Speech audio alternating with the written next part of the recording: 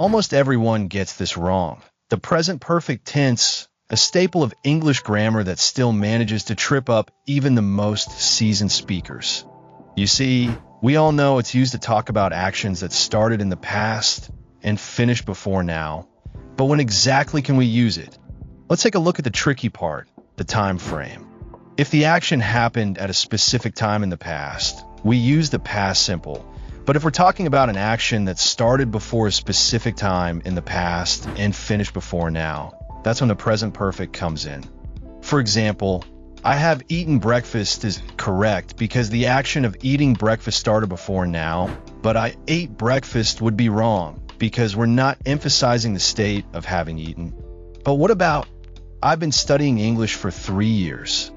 Here, the action of studying English started before a specific time in the past and has continued up to now, making the present perfect the perfect choice.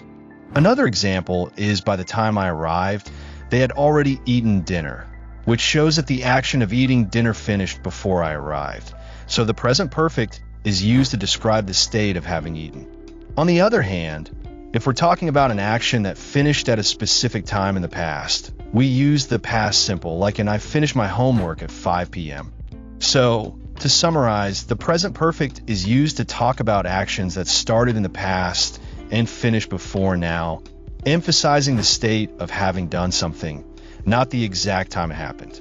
It's a subtle distinction, but one that makes all the difference in your English communication.